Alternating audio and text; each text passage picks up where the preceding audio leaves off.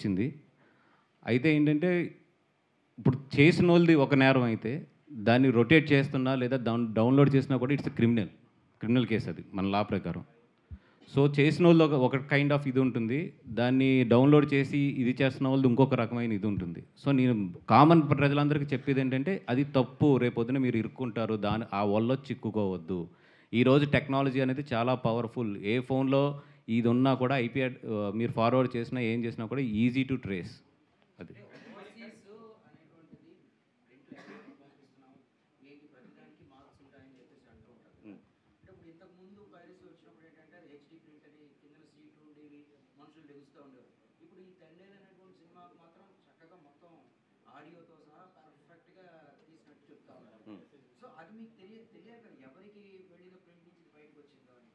ఇప్పుడు ఆ find outs అన్ని చేస్తున్నారు. ఇది యాక్చువల్ ఏంటంటే తమిళ్ ప్రింట్ నుంచి వచ్చింది, దానికి తెలుగు ఆడియో కలిపారు దానికి. అది కూడా ఫైండ్ అవుట్ చేసాము. ఇప్పుడు మొత్తం రీసెర్చ్ అంతా కూడా జరుగుతుంది. ఇది ఎందుకంటే ఇప్పుడు క్యూబ్ అంటే కోడ్ ఉంటుంది డెఫినెట్గా. అది వీడియో చేయగానే కోడ్ తెలిసిపోతుంది. ఇట్స్ నాట్ ఏ క్యూబ్ నుంచి రాలేదు అది. బయట ఏ ప్లాట్ఫామ్ నుంచి వచ్చిందో ఇప్పుడు ఫైండ్ అవుట్ చేస్తున్నాం.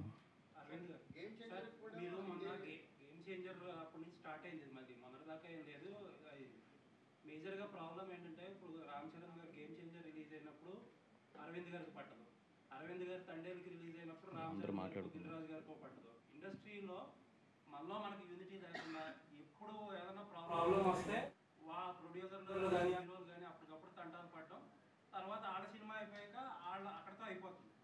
ఒక కామన్ ప్లాట్ఫామ్లో అందరూ వచ్చి ఒకరికొకరు హెల్ప్ చేసుకుని చేస్తే ఇంతవరకు రాదు కదా. యాక్చువల్గా అలాగా అనుకునే అప్పుడు ఇక్కడ సెల్ పెట్టామండి, అందరం కలిపే ఆ సెల్ పెట్టాము. ఈ మధ్య ఆ సెల్కి కొద్దిగా సపోర్ట్ తక్కువైంది, ఎందుకంటే పైరసీ పోవడం వల్ల. బట్ నేను మట్టుకు అన్ని సినిమాలకి కన్సిస్టెంట్గా డబ్బు కడుతూనే వచ్చాను. ఇక్కడ కొంతమంది ఏంటి పైరసీ లేదు కదా, ఈ డబ్బులు ఇక్కడ కట్టడం ఎందుకులే అని కొంతమంది వదిలేస్తున్నారు. నా రిక్వెస్ట్ ఏంటంటే ఆ సెల్ బలంగా ఉండాలంటే మనం అందరం వస్తుంది అనుకునే డబ్బు పే చేయాలి. ఇందులో పైరసీ వస్తుంది రాబోతుంది అనుకునే పే చేయాలి. అందుకని ఈ సెల్ని ఇంకా స్ట్రాంగ్ చేయాలండి. మీరు అన్న ప్రకారం నేను ఈ సెల్ని స్ట్రాంగ్ చేయాలని అనుకుంటున్నాను.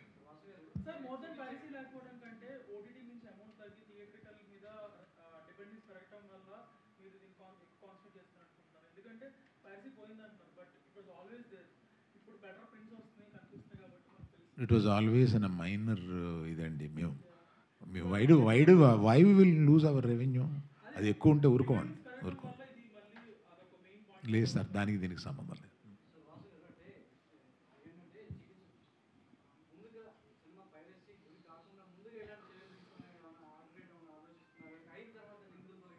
లేదు. అంటే ఇప్పుడు మన ఏదైతే ఎన్క్రిప్టెడ్ ఫైల్స్ ఉన్నాయో చాలా స్ట్రాంగ్ ఎన్క్రిప్టెడ్ మనకి.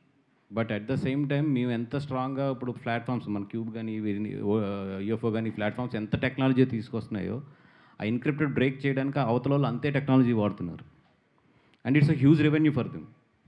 సో అందుకని మనం ఎంత టెక్నాలజీ వెళ్తున్నా కూడా ఒక స్టెప్ ఎదురే ఉంటున్నారు. మధ్యలో బాగా కంట్రోల్ అయింది, ఇప్పుడు మళ్ళీ లూజ్ అయింది. So again all the producers in India we have to SIT and think on this again.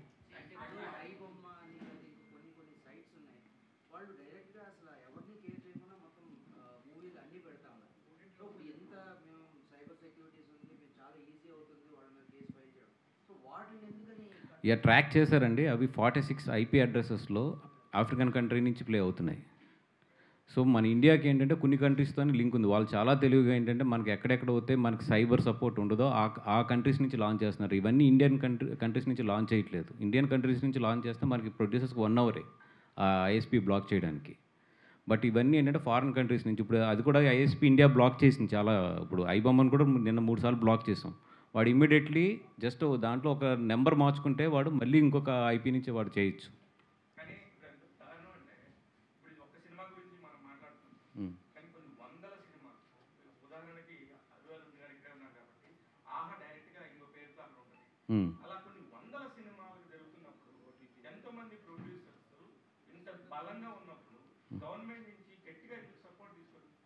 లేదండి, ఇప్పుడు Indian broadcast and information and broadcast వాళ్ళు చాలా బాగా రెస్పాండ్ అవుతున్నారు.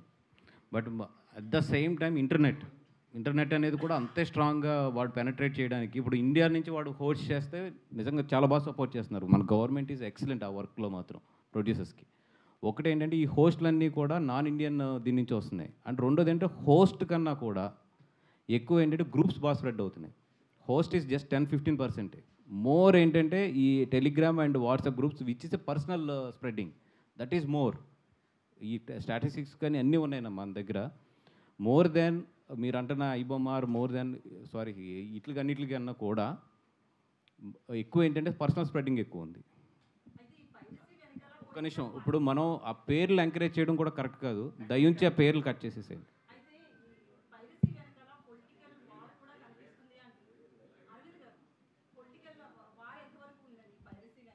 లేదండి, నాకు తెలిసి లేదు.